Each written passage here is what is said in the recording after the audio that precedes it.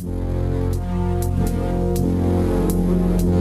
thing that is important to note is that there's a lot of people who self-identify as information warriors who are seeking explicitly to red pill believers, to convert believers into whatever it is, but in this case, let's just frame it around QAnon, and are iterating ways of being better and better purveyors or convincers or converters of that dogma, acknowledging full well that they don't believe the thing that they're perpetrating.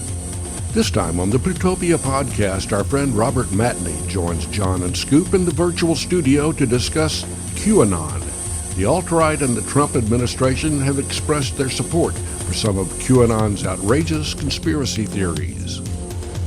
Hey, welcome to another episode, or explosive episode, I should say, of the Plutopia News Explosive Network.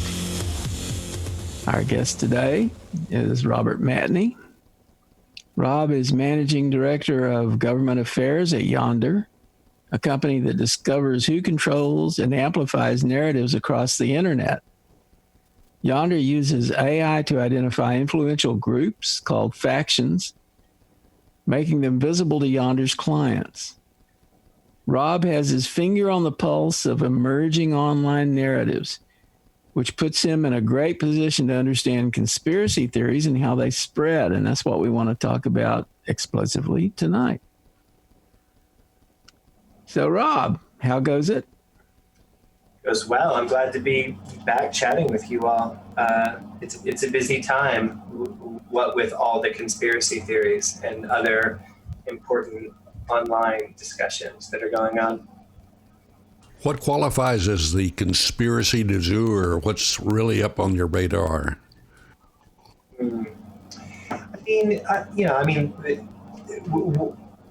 It all, I think, rolls up to our selected topic. And that, I think, is the, if you will, the strength, although I heavily italicize that, of the selected topic of QAnon. But right now, the pandemic, the way the conspiracy theory that the pandemic is a plan, certainly there is a video by that name, which is highly problematic from a factual basis. But the conspiracy around the possibility of a plan that created the pandemic is bigger than that particular video that got such purchase for a little while. And the book authored by the putative scientist who was behind that video, her sales, of course, took off. But the conspiracy theory about it being a plan is bigger than that video or that book or that author. And it's more than one theory, right? For sure. More than one contention there. Yeah, I think the video is notable for being quite vague about which theories it's really purporting, right? It's sort of, saying that here's a bunch of possibilities in the video. That, of course, makes it very difficult to refute because they're all just kind of hypotheticals. But and then the way that the planned pandemic intersects with Bill Gates and Fauci, I think that's really the du jour, the intersection of that. And to some significant degree, that all gets sort of slurped up into the omnibus of QAnon. How do they seem to connect Gates and Fauci? That's a strange connection. Is there anything even vaguely realistic in the theory? I know the answer to that. Fauci uses Windows. Yeah, right. Yeah. Well, I think we're all guilty then. We better just head to Guantanamo and turn ourselves in. There are claims out there that he served on the Gates Foundation board, which definitely does not appear to be true according to public records.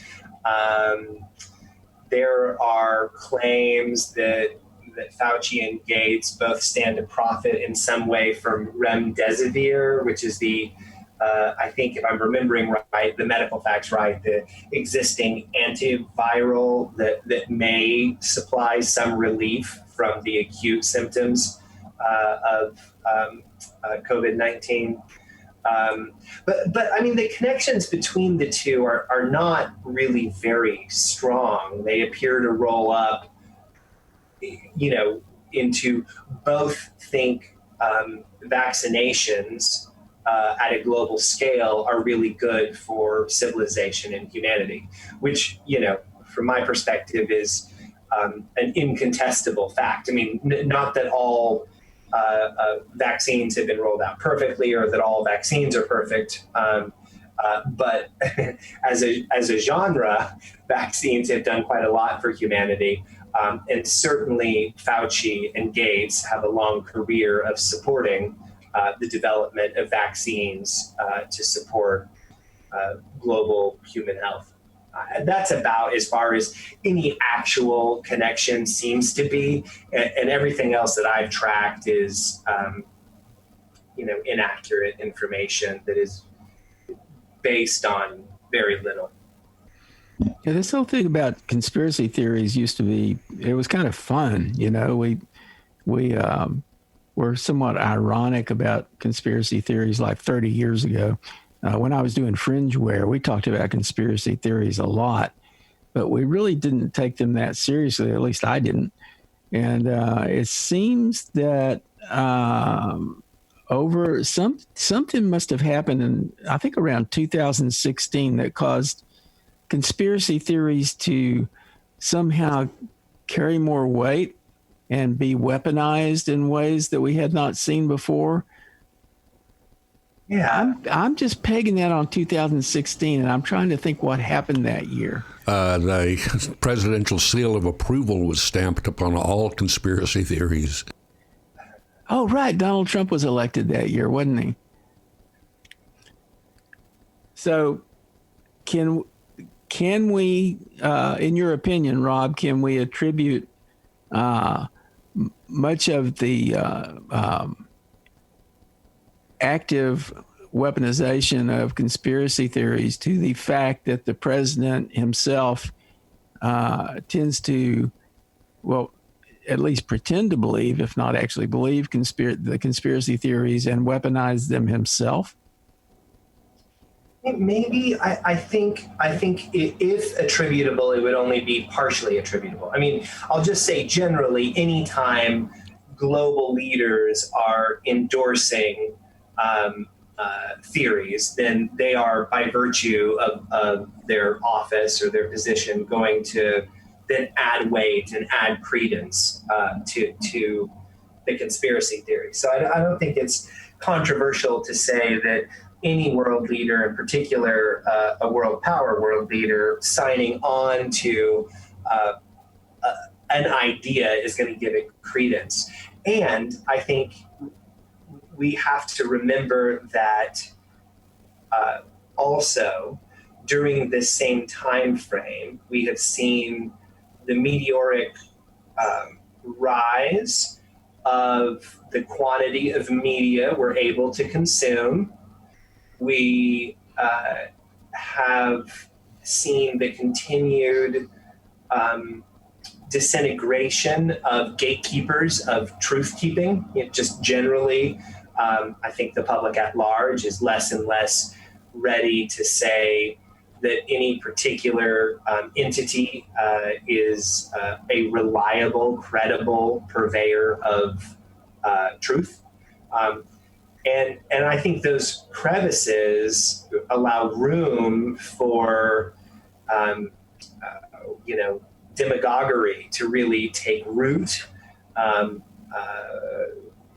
So I guess to be more succinct with my answer, I think that the fact that leaders are now endorsing conspiracy theories is a big piece of it, and it's only part of the puzzle. The other part of the puzzle is the fact that collectively we appear to have decided that there are no reliable gatekeepers of truthfulness, including scientific consensus, which I think is a fairly recent disintegration in terms of the last 2 or 3 years. I think there's always been a kind of anti-intellectual streak that's run through the discourse in the USA, at least. I mean, I was reading about anti-intellectualism in America, decades ago. So it's always kind of been there. And there have always been people who sort of created their own reality in their heads and would readily share that, but they didn't really have a platform for sharing like they have now. It's so easy now to create a website or any kind of social media site that looks really authentic, looks really official and impressive, that people can be easily fooled by that. It used to be really hard to create that sort of thing, but now the tools are so widespread. Yeah, well said. Yes. So this fragmentation and disintermediation of our information ecosystem is that other side of the coin, right? We have people who are leveraging it, but we also have a context where things can be leveraged, and that disintermediation, that ability to easily produce polished-looking publications, indeed polished-looking publications that can pretend to have a specific provenance, but then deeply obscure their provenance by making opaque, like, where the domain was registered and who it was registered by, et cetera. I mean, that is the milieu of the problem. And there's this term, fifth generation warfare, that probably you all are familiar with. And I don't remember all of how generations 1 through 4 track, but generation 5 tracks this information warfare. And there's a lot of people who are cynically and conscientiously engaged as information warriors. And I think something about this speaks to what John was talking about a moment ago, which is the idea that conspiracy theories were at some point engaged with in a way that was satirical, self-aware, not really buying into it, but certainly alert to it, playful about it, even maybe even trolling with it. I'm putting that word into your mouth maybe a little irresponsibly, but I'm not trying to say that what you were doing then was off or wrong or problematic, but observing that there's this line where you can use information and be playful with it, and then at some point you can become aware, we can play with it now, not in a benign way, but in a malignant way. And the thing that is important to note is that there's a lot of people who self-identify as information warriors who are seeking explicitly to red pill believers, to convert believers into whatever it is, but in this case, let's just frame it around Q Anon, and are iterating ways of being better and better purveyors or convincers or converters of that dogma, acknowledging full well that they don't believe the thing that they're perpetrating. So, if my commitment, for example, is white supremacy, I might leverage another narrative in order to convince someone of something that moves them towards white supremacy, right? And that is a cynical leveraging as a fifth generation information warrior. Once that person is red pilled, now they're adjacent to white supremacy. You can move them in. Now they're part of the fold. And if you've really done your job well, you can convince them to go convince other people, because now they're a believer in the core ideology, which is not at first the explicit ideology that gets put out there. And there is at least some halo of some percentage around QAnon that is definitely engaging in this. They don't actually think that there's a kind of quasi-mystical mission from God that's being fulfilled by an administration and a set of mystical drops that are actually leading us towards the future where we all go together. In fact, they're just trying to get people to really question their own incumbent notions and come back with answers that are closer to whatever's the driving motivation of those people. People look at QAnon as either a cult, and some even think it's trying to emerge as a religion. And I did a lot of, in my early journalism days, studies of cults, the Moonies, and various other self-help groups. And one of their strategies was to target specific celebrities and are important people, because once you have them into the fold, then you draw their fans and friends in. And do you see that kind of thing continuing? Oh, yeah. I mean, yeah, I think cultivation of key people. I came across a 4chan thread recently where the focus was, there was a TikTok video, and the TikTok video was a young woman who was talking about her nationalistic sensibilities, her U.S. nationalism sensibilities. And the dialogue in the 4chan thread was, this is a win. She's a young woman who exhibits certain traits, including in their description, physical beauty. And if we can leverage this video and her as a spokesperson, we can convince others. Well, it's hard to call her a celebrity. She's just a person on TikTok making videos. But that idea of, let's pick the people that have more rhetorical value because they're going to be more persuasive, whether it's through their physical beauty or through their persuasive powers or through their political powers. I think knowing who to recruit as an asset is part of sort of total information warfare, you know. So they would be more likely to recruit someone that looks like Angelina Jolie rather than someone that looks like Scoop Sweeney. Yeah, indeed. That's right. And we're saying it in as many words. That wasn't implicit. This is who we need to get if we're going to get our message out to the groups that don't yet have our message. And so it was a very explicit, planned campaign.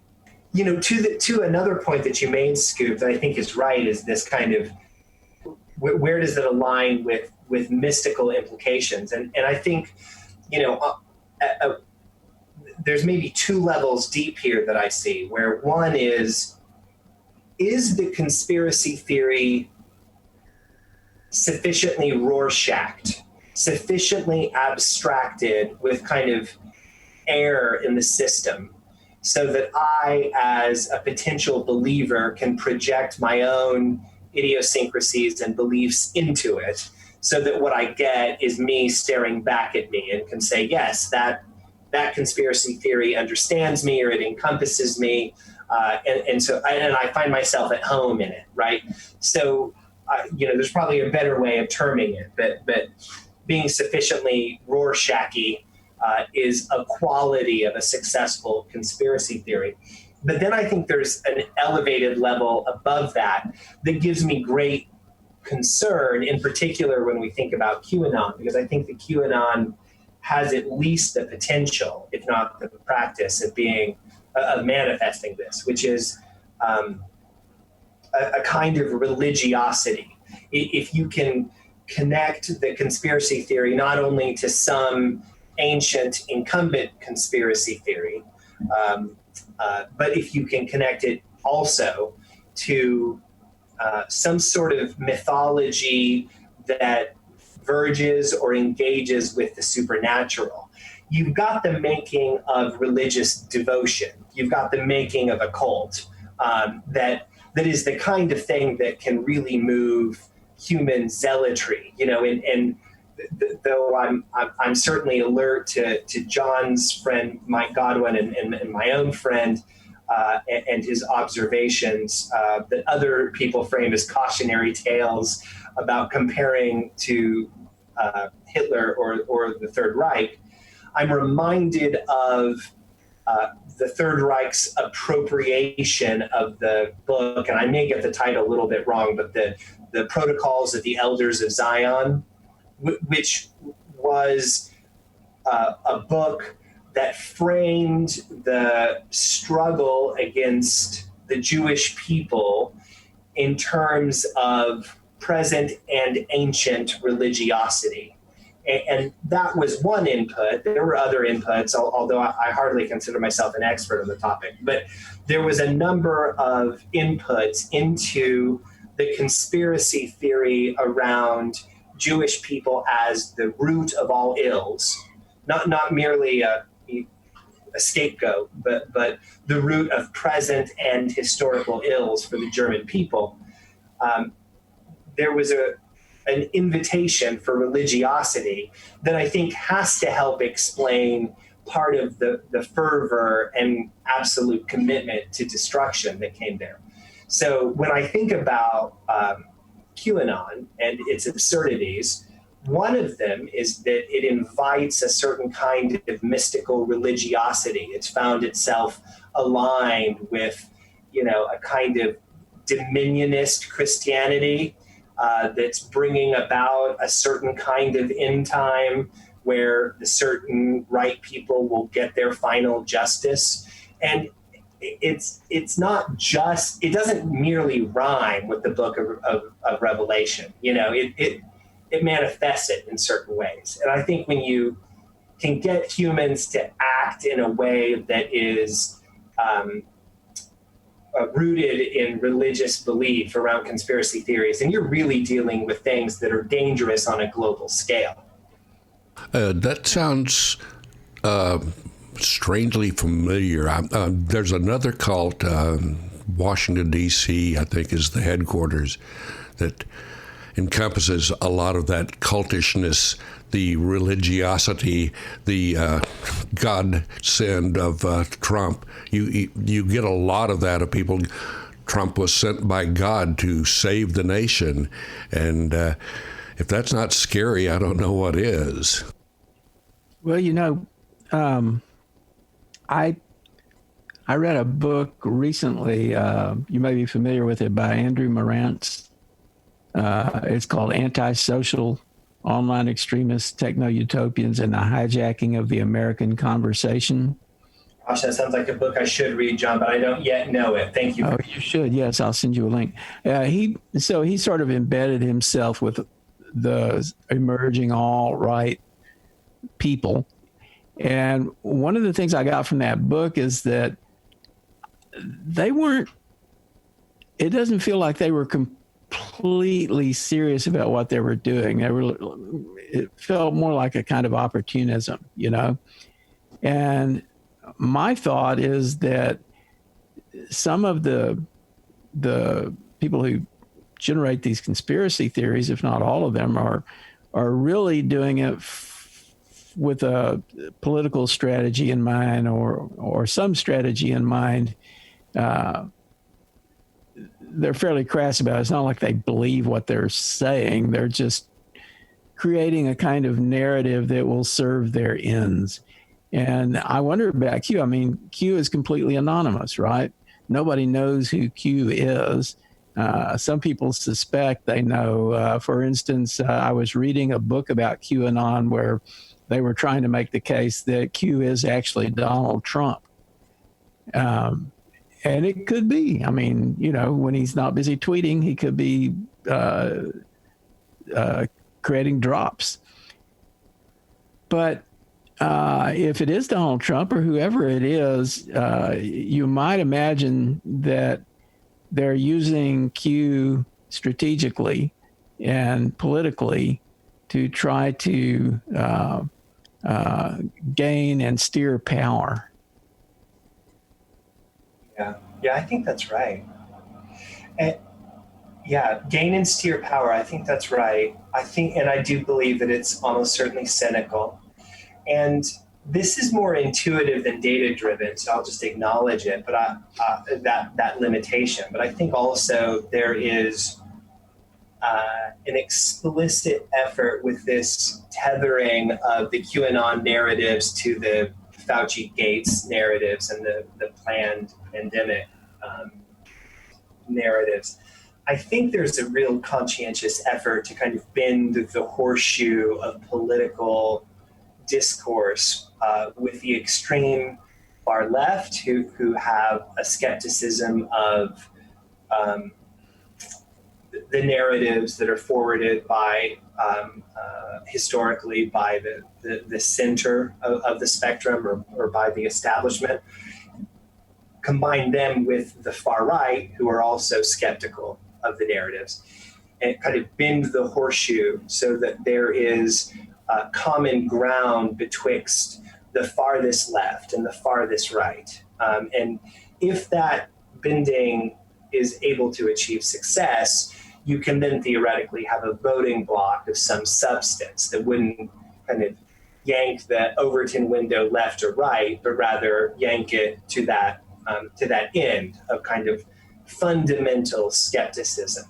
And that as a possibility opens up at least another fifth generation warfare, information warrior motivation, which is folks who are cynically in it not to further a worldview, but just to burn it all down, right? Like just to say, if I can assemble the absolute wingnuts on the left and the absolute wingnuts on the right, then we might just kind of break the back of everything and then have to start over from scratch. And from where I sit, that looks good, right? And so there is the motivation available, which is just trying to destroy the fundamentals of the civilization.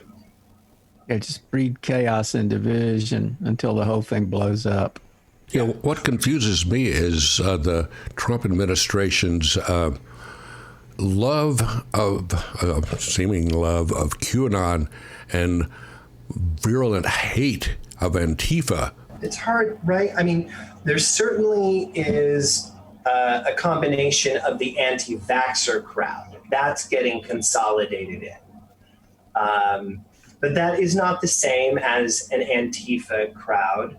I think that there's some difficult bedfellows there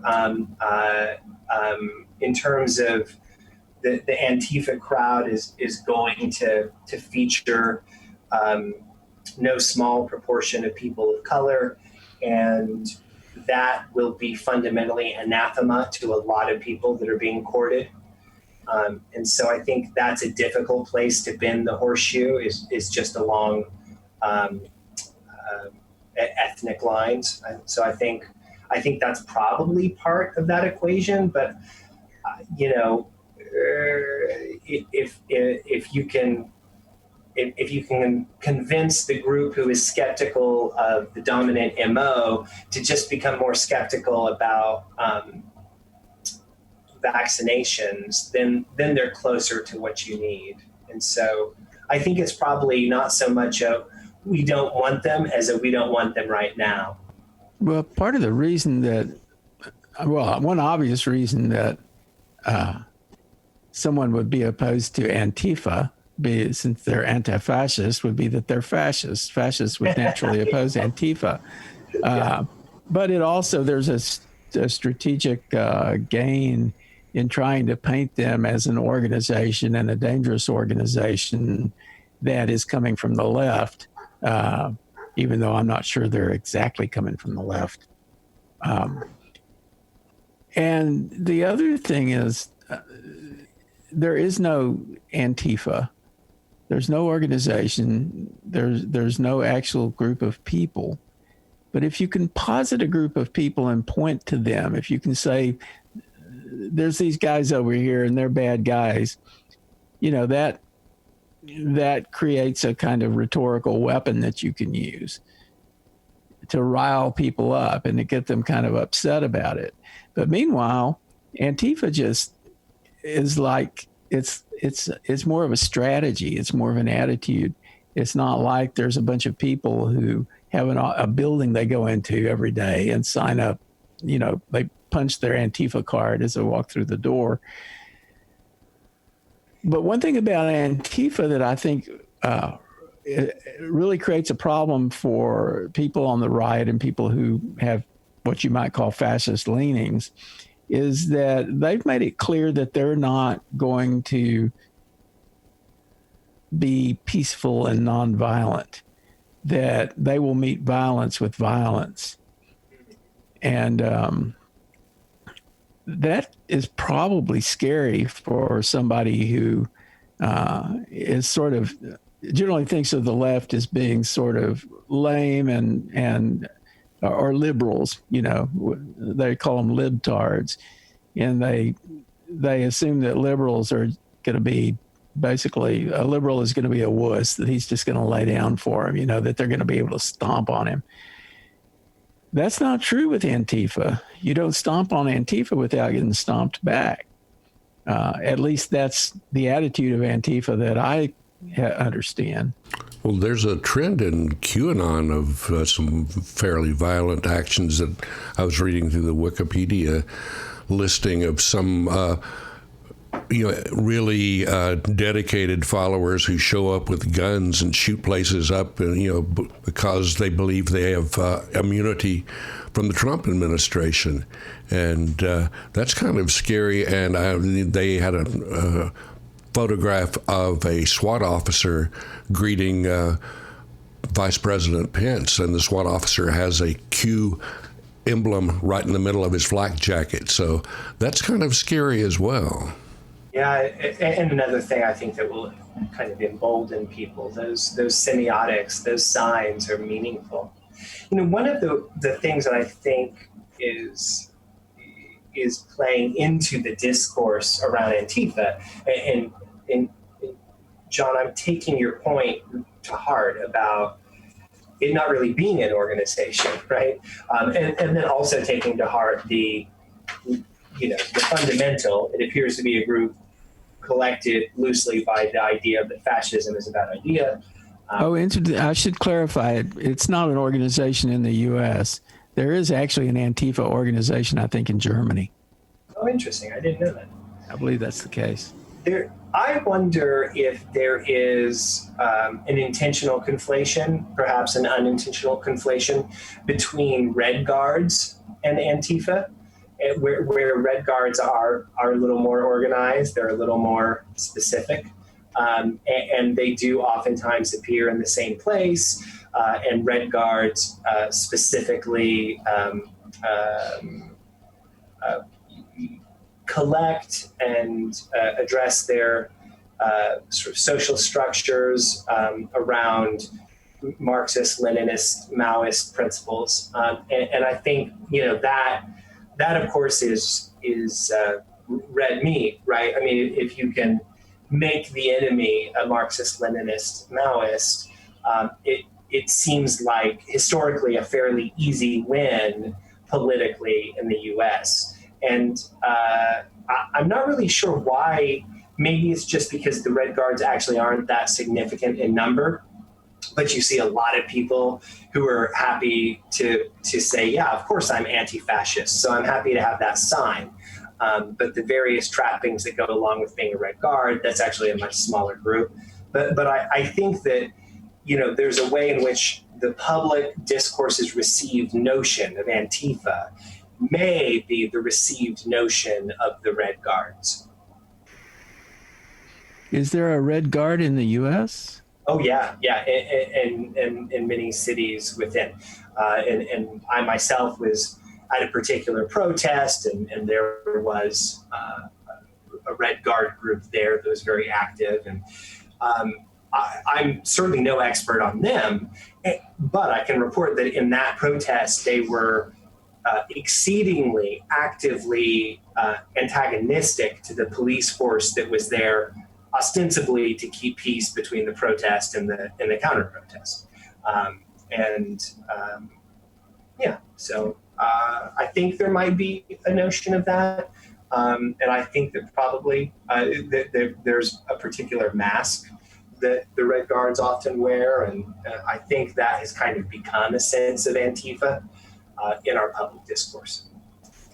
The origin of all of this, I think, is just in a kind of uncertainty and discomfort with what's happening in the world. And there is an inherent human need to find meaning and to feel some sense that you kind of can understand your world. And if it's hard to understand your world, then you kind of would be more open to accepting the offering of some kind of narrative that would somehow work. So when we were growing up, there was a sort of mass media narrative that was fairly well, centralized and vetted and held to be a kind of truth that people could adhere to, especially like post-World War II. There was a strong sense that people really understood where they stood, understood what was happening. And that has been eroded over time, and particularly now, and especially during this pandemic. I mean, it was bad enough, as I mentioned, in 2016, when we had someone who took a position of leadership that was more about being divisive and more about spreading misinformation and comfortable, lying and comfortable spreading conspiracy theories. That's a big problem. And it certainly it created an atmosphere or an environment where this kind of stuff could really, problematic conspiracy theories could take hold, and all kinds of extremes could sort of rise to the surface and start bubbling up and using their narratives to gain some degree of following and a power. And then the pandemic happened, and during the pandemic, we really do feel so much anxiety and so much uncertainty about the world and our place in it, and not even sure that we're going to live to see next week, because if we step into the wrong context, we may be infected and we may get sick and we may die, or we may have some kind of really egregious illness that will take us down for months, if not kill us. So I can kind of understand what's going on with people now. I don't really know how to fix it, but I think you do, right? Yeah, I mean, I think it's a complex problem, but I think it's a good segue to thinking smartly about what can be solutions. I mean, there's it's going to be difficult to cover ground to establish highly credible truth sources in society across a short term, right? I mean, that's a momentous task, and I don't know that it can be achieved quickly. So I think raising awareness of the manipulation tactics that are there, I think that's one tactic. But I also think engaging with the obviously cynical warriors and calling them out and engaging in their own tactics. I mean, for example, recently, K-pop super fans, many of them who congregate on TikTok, but who here were participating in Twitter, just massively hashtag bombed the various hashtags that are associated with QAnon and WWG1, WGA, where we go one, we go all, right? It amounted to a kind of socially engineered DDoS attack on the conversational space, right? And it was so fantastically extraordinary. I mean, like so successful that people who were waiting for their dose of information, their hit of QAnon, because that was how they had allocated that time in their day, were interrupted because suddenly what was trending was a bunch of, in that hashtag or those hashtags, was a bunch of content that was completely off topic, was just, people dancing and doing their thing. And there was an extraordinary, I don't know that I have it, but there was an extraordinary article in Media Matters, I think, that featured posts by, I want to say a Mike Rothschild, but I'm not sure, who was carefully cataloging the ways that QAnon, either believers or cynical propagators, were just absolutely freaking out about this hashtag bombing they were getting from this massively coordinated effort coming from fans of K-pop. And of course, they were attributing the massive bombing to other groups. Yeah, that's it. Yes. QAnon followers melt down after K-pop fans take over their hashtags. Yes, yeah. And it's a fantastic chronicle. And so, I mean, I'm reminded, again, referencing Nazi and Third Reich, I'm reminded of the follow-on with the resurgence of the KKK. I'm reminded of the ways that the comic book Superman co-opted the KKK into the narrative and made them objects of ridicule. And I feel like one way out of this is to just explicitly, within the context of great art, just openly, rightly, forthrightly make QAnon believers and propagators the objects of derisive ridicule that isn't just like they're bad, but it's like they're foolish and ridiculous. Like, it's sort of acknowledging that it's a culture war and meet it with artifacts of culture. Well, through art, I think. Yes, the K-pop fans also did quite a number on Trump's Tulsa rally, getting all the K-pop fans to sign up saying they're going to be there. And that's where that 1 million person figure came from, and it was a bit less. Yeah, who knew that K-pop was going to become a political force in the USA? 2020 is a series of surprises. I think we can all really, man. Well, I love the concept. I mean, my approach a lot of times is just to use humor against stupid stuff, because just sitting there and calling it stupid doesn't really accomplish much. But if you can make them appear stupid, then it's a little more enjoyable to me anyway. Yeah, I think that's right. I mean, I think that's one of the tools that we have available to us, is just revealing the absurdity for what it is.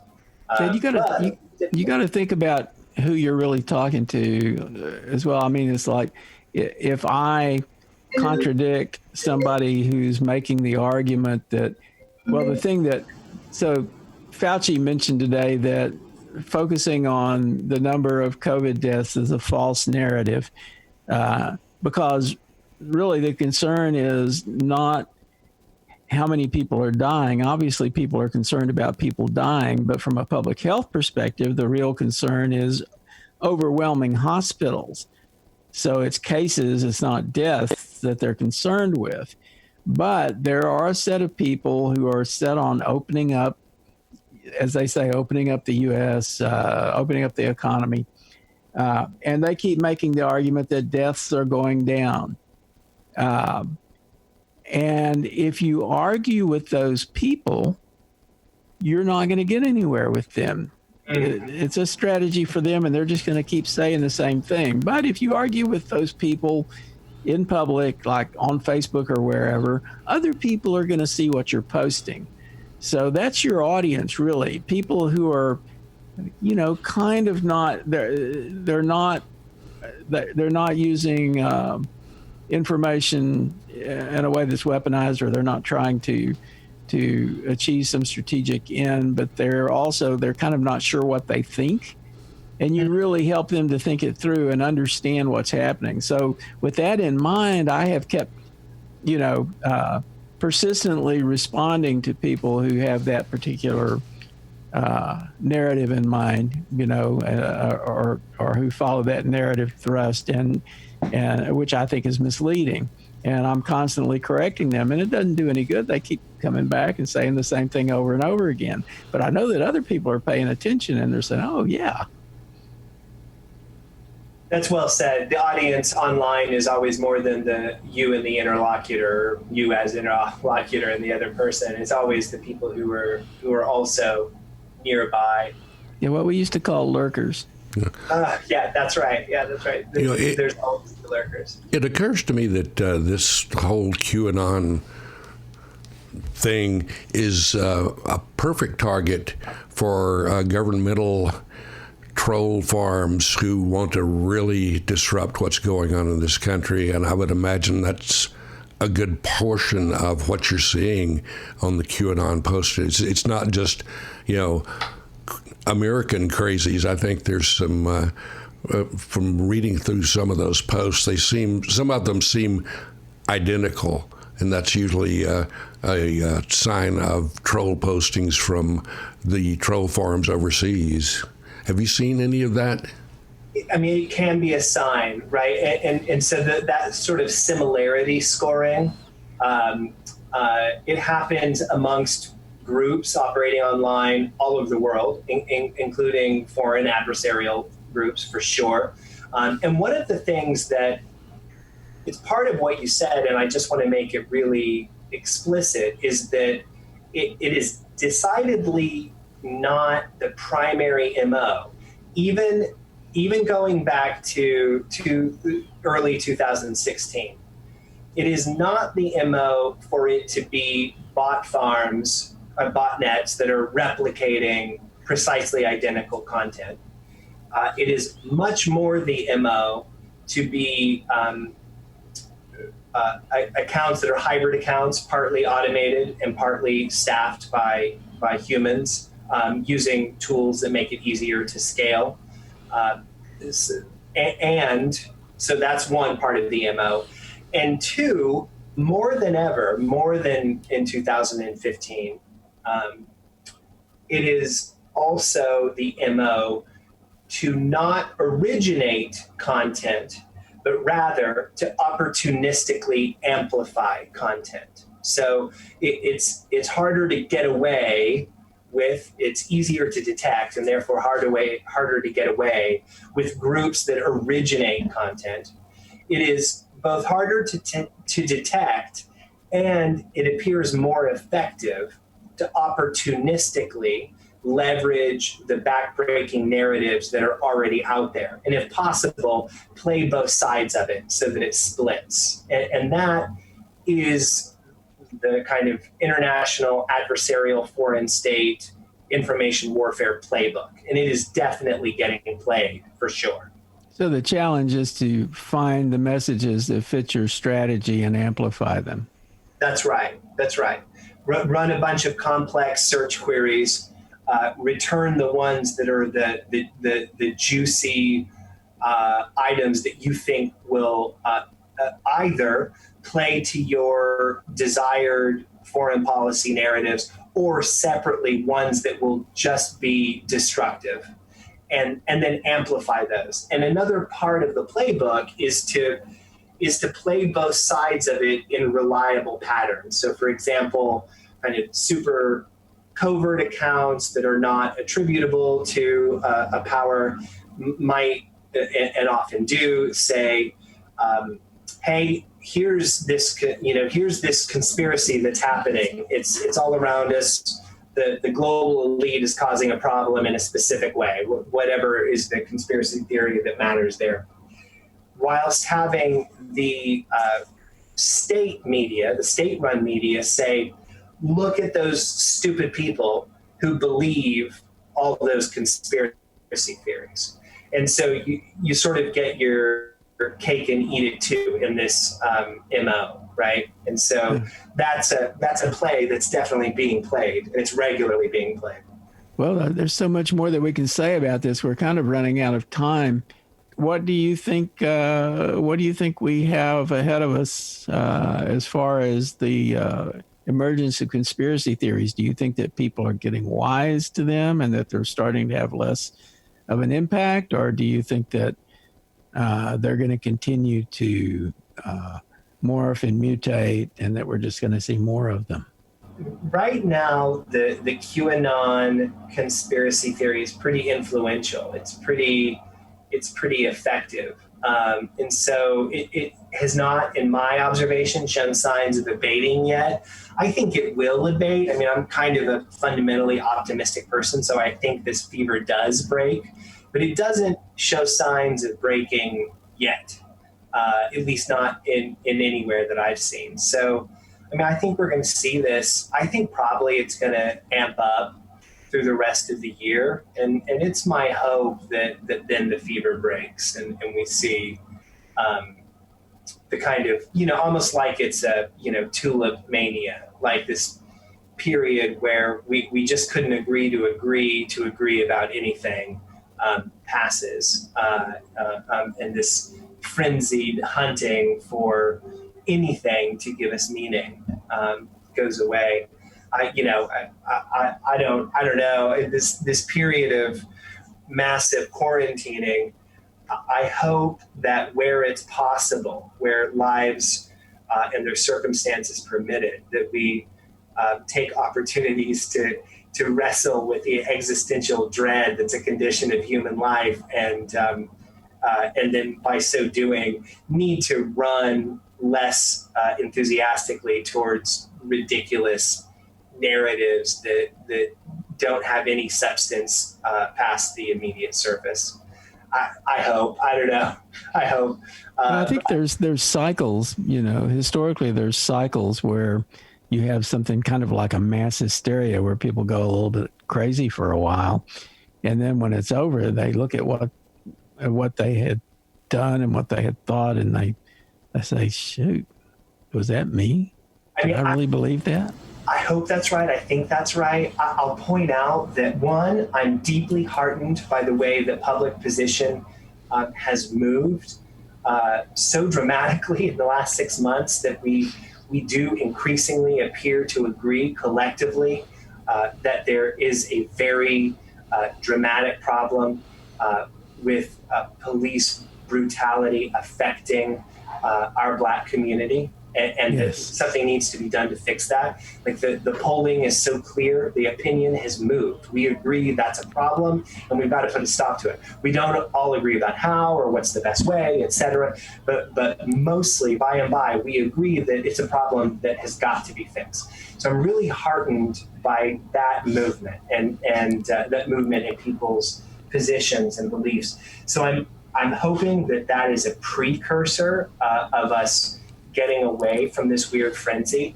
And there was a meme that went by recently that I think is relevant here, and it said something like,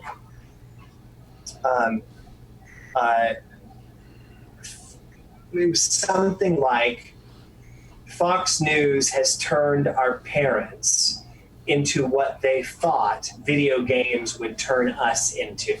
And it was a picture of the folks with guns, right? And I feel like there is a corollary, the meme that could be made that hasn't been made to my knowledge, which is that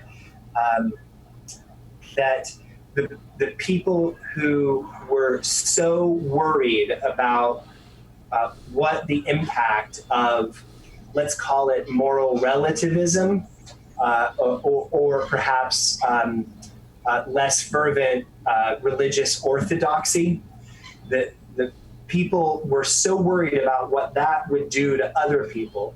But what we see is what it's done to them, right? The degradation of central truth tellers has absolutely freaked them the hell out, right? And I think that that's part of it.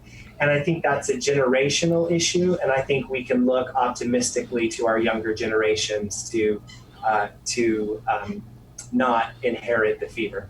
This entire conversation has made me really wistful for the oldie but goodie conspiracy theories like cattle mutilation cults, and the government is damaging our vital fluids by putting fluoride in the water. Boy, those were the days, huh?